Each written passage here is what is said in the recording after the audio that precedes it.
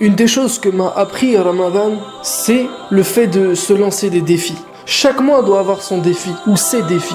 Regardez, subhanallah, Allah a choisi le mois le plus chaud de l'année. Ramadan, c'est le mois le plus chaud de l'année. En tout cas, dans la péninsule arabique. Et d'ailleurs, Ramadan, ce mot, étymologiquement, il vient de là. Maintenant, c'est le mois où il fait le plus chaud.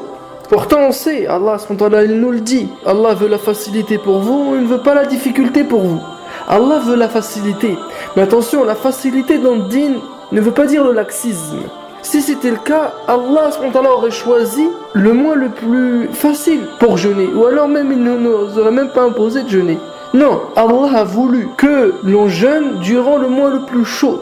Durant l'hiver, c'est facile. Durant l'hiver, où les journées sont courtes, t'as même pas le temps d'avoir faim et d'avoir soif. Même si tu fais du sport, tu peux patienter quelques heures. Mais durant l'été, où les journées sont les plus longues et la chaleur la plus forte, et on l'a vu ces dernières années, et surtout cette année, en 2016, 17h30 de jeûne et des journées où il faisait très chaud encore, alhamdoulilah, cette année la chaleur est venue après. Mais remettons dans le contexte de l'époque, en Arabie, dans le désert, une chaleur de plomb, et encore eux ont des journées assez courtes comparées aux nôtres. Bref, là où je veux en venir, c'est que Allah a choisi cette période de l'année, la plus difficile, entre guillemets, et pourtant, il nous a imposé le jeûne. En fait, c'est contre-intuitif.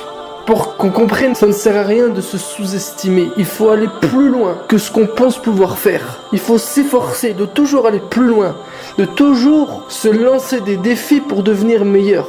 Parce que celui qui se lance des défis contre-intuitifs, il va là où il ne pense pas qu'il pourrait arriver. Mais il y va. S'il y arrive, il aura grandi. Et s'il n'y arrive pas, il aura appris sur lui-même. Il saura ses limites. Il avancera petit à petit. Et peut-être que défi après défi, finalement, il relèvera le premier qu'il a échoué la première fois. C'est ça qu'on doit comprendre après Ramadan. Chaque mois doit avoir son défi. Et chacun où l'on est, et chacun à son niveau, parce qu'on a tous un potentiel. C'est vrai qu'il y a des croyants plus forts que d'autres, des personnes plus fortes que d'autres, mais on a tous un potentiel. Ça veut dire même les croyants les plus faibles, qui ont une foi plus faible que les autres, ont un potentiel. Et ont le potentiel de devenir plus forts que ceux qui sont plus forts qu'eux aujourd'hui. C'est-à-dire on a un tel potentiel d'évolution qu'en fait on le soupçonne même pas. Ce qui fait qu'on se sous-estime. Et à cause de ça, on se repose sur nos lauriers, on désespère de nous-mêmes. Le truc, c'est que celui qui croit en Allah, il doit croire en lui. C'est pas croire en lui avec orgueil, mais celui qui croit en Allah sait que Allah est capable de tout. Et surtout que si moi, je fais le bien du mieux que je peux pour lui, il fera tout pour moi. C'est-à-dire que celui qui est capable de tout fera tout pour moi. Et dans ce cas, par raccourci, je suis capable de tout. Je suis pas en train de philosopher là, attention. Pas du tout. C'est Allah qui est capable de tout, qu'on s'entende bien. Et si Allah ne nous le permet pas, on n'est même pas capable de porter une fourchette à notre bouche. On est d'accord là-dessus. Mais as-tu compris là où je veux en venir? C'est que toi, tu es capable. Attention de croire que tu es incapable. Et que Allah c'est une chose et toi c'en est une autre. Non. Allah t'a demandé de t'allier à lui. Faire le bien pour lui, c'est s'allier à lui. Et dans ce cas, Allah sera avec toi. Et si Allah est avec toi, tu es capable de tout. Parce qu'il est capable de tout pour toi. C'est pour ça que chaque mois, le premier du mois, il faut avoir un objectif et un défi à relever avant 30 jours. Tu es capable, et tu l'as été durant ces dernières années, de jeûner pendant 30 jours. Ce que tu ne fais pas le reste de l'année. Et tu as choisi les journées les plus longues et les journées les plus chaudes. Et tu y es arrivé ou non? Regardez la posture non musulmane du Ramadan. On a tous déjà échangé avec des non-musulmans à propos de ça. Et ils nous font des remarques. Je sais pas comment tu fais, ça doit être dur, moi je pourrais pas y arriver. C'est vrai, subhanallah, si on s'arrête au côté restrictif, difficulté, au côté passionnel, personne n'a envie de jeûner. C'est pas par plaisir qu'on le fait. Non, on le fait par foi et par confiance en Allah qui nous a demandé de jeûner. C'est différent. C'est-à-dire notre jeûne a un sens. Le but de notre jeûne n'est pas de nous priver. Non. Le but de notre jeûne est de nous élever. C'est différent. L'objectif est noble et c'est pour ça qu'on y arrive. Parce qu'on a quelque chose de grand devant nous. Et donc on ferme les yeux sur ce qui peut nous effrayer, sur nos craintes et sur les difficultés. Et on les met de côté. et on avance, on serre les dents. Et finalement, au bout de 30 jours, on le relève tous le défi. Et quand on va à la mosquée pour le jour de l'Aïd, on est tous contents. Et c'est la fête, parce qu'on a réussi. Et ce jour-là, Allah SWT nous demande de le fêter, d'être fiers de nous. Et attention, ce jour-là ne jeûne plus, c'est fini. Ne jeûne pas. Dans notre religion, le jour de l'Aïd, il est haram de jeûner. Haram, c'est pas makro, c'est haram. C'est pas seulement c'est déconseillé, non, c'est interdit. Ça veut dire celui qui jeûne ce jour-là, il commet un péché. Parce que c'est pas le moment. Maintenant, c'est le moment de relâcher la pression et de profiter des bienfaits d'Allah. Et si ta vie est à l'image de Ramadan, ta mort sera à l'image de l'Aïd. C'est-à-dire que lorsque tu mourras, Allah t'aura préparé un Aïd pour toi. Maintenant, c'est le moment de kiffer la vie, comme bon te semble. Et il n'y a plus de restrictions, et il n'y a plus de privations. Et il n'y a plus d'obligation, et il n'y a plus d'interdiction. C'est fini tout ça. Et quand les gens voudront jeûner ou voudront prier, parce qu'il y en a, Allah SWT leur interdira, leur dire c'est plus le moment, c'est pas le moment, relève ta tête, c'est pas le moment, maintenant profite de ta vie. Et on comprend là que, en vérité, tout ce qu'Allah SWT nous demande ou nous interdit dans cette vie, c'est pour nous, c'est pour notre intérêt à nous, c'est pas pour son intérêt à lui. Allah se passe totalement de nous et se passe de toute sa création, de tout l'univers. Allah s'en passe. Il n'a pas été plus riche après l'avoir créé et il ne sera pas pauvre quand il le détruira. Tout cela est dans notre intérêt par sa miséricorde. C'est-à-dire que tous les ordres qu'Allah nous donne, ils ont un sens et des enseignements que l'on doit tirer pour toujours devenir meilleur. C'est pour ça, à partir d'aujourd'hui, Inch'Allah, à partir de ce mois-ci, quel est le défi que tu vas te lancer ? Il faut que chaque croyant, chaque croyante ait des objectifs à court, moyen, long terme. S'il n'en a pas, il va stagner. Et en vérité, celui qui stagne, tu sais ce qu'il fait ? Il s'affaiblit. Wallahi, il s'essouffle. Il s'essouffle. Celui qui stagne s'essouffle. Celui qui s'essouffle s'affaiblira. Il n'y a que celui qui est toujours dans l'effort, qui sera en constante évolution et qui tiendra le cap et qui se maintiendra dans le din. L'autre va s'asser vite fait. Le din va l'épuiser. Le din va le saouler. Le din sera une routine insoutenable pour lui. Et il le laissera pour pas grand chose. Et combien d'entre nos frères, d'entre nos sœurs, et peut-être que ça nous est déjà arrivé à nous-mêmes. Parce que c'est bien beau de toujours critiquer les autres. Mais regardons nous-mêmes.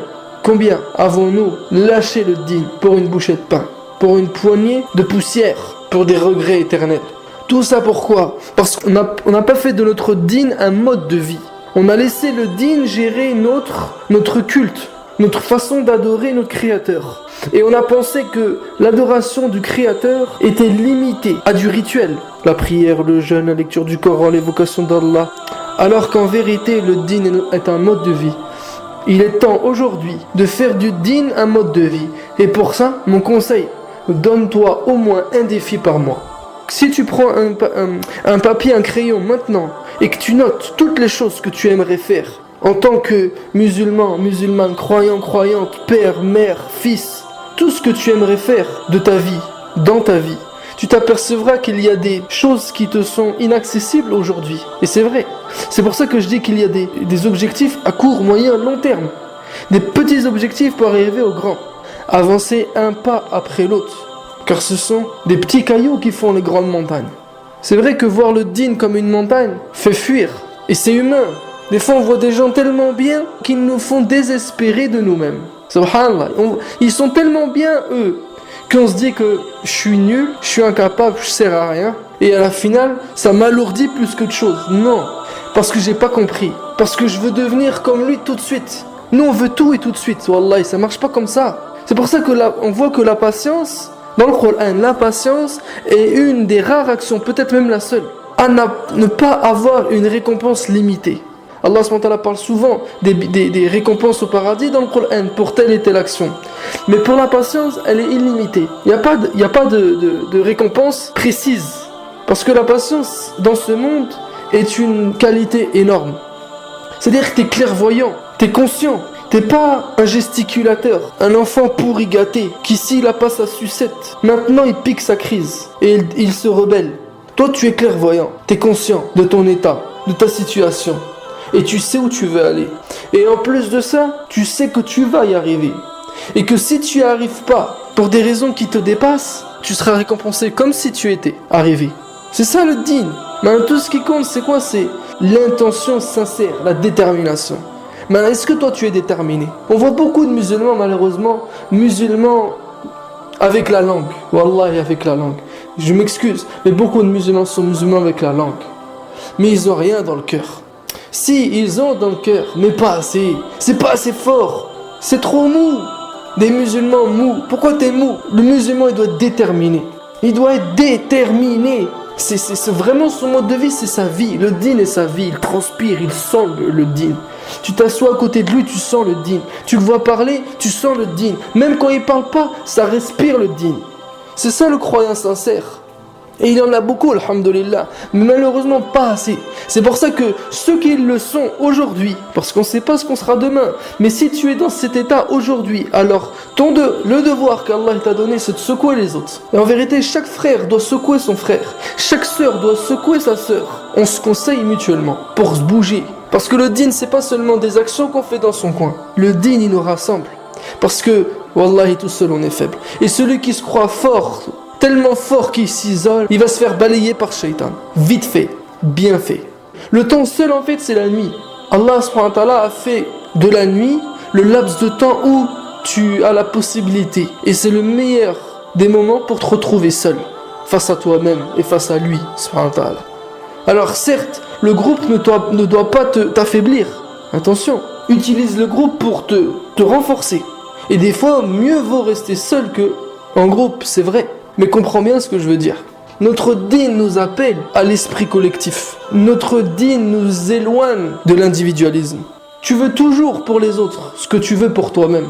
Ni tu as que des ambitions pour toi et pas pour les autres, et ni tu as des ambitions pour les autres et tu veux que les autres changent alors que tu t'oublies toi-même. Attention, il faut les deux. D'abord c'est entre toi et toi-même, c'est vrai. Mais ça doit suivre immédiatement. Et c'est pour ça que je te parle. Et en fait, quand je te tutoie, je parle à moi-même. C'est moi que je tutoie, c'est pas toi. En fait, le toi, c'est moi. Alors à partir d'aujourd'hui, Inch'Allah, pour pas que je parle dans le vent, pour pas que je parle tout seul, et pour pas que je parle pour rien, le din, c'est pas seulement de parler, mais d'agir. Sinon, ça serait trop facile. Rien ne sert de passer ton temps sur YouTube et de passer une vidéo après l'autre, et d'être touché sur le moment, mais qu'en fait, ça n'affecte pas ta vie. Ça n'a pas d'impact concret dans ta vie. Et notre religion nous apprend le pragmatisme, nous appelle à des actions concrètes. Chaque verset du Coran nous lie à une action. Mais le din sur YouTube se transforme trop souvent, se déguise trop souvent en divertissement. Attention, le din sur YouTube c'est très bien et c'est un moyen qu'il faut utiliser. D'ailleurs c'est ce que je fais. Mais attention à ne pas travestir notre din. Les histoires qu'on raconte c'est pas pour divertir et nous faire passer du temps en se racontant les anecdotes d'antan. C'est pour ça même qu'on voit certaines histoires qu'Allah nous raconte, Allah ne nomme pas les protagonistes, se fiche de dans quelle ville ils habitaient, etc.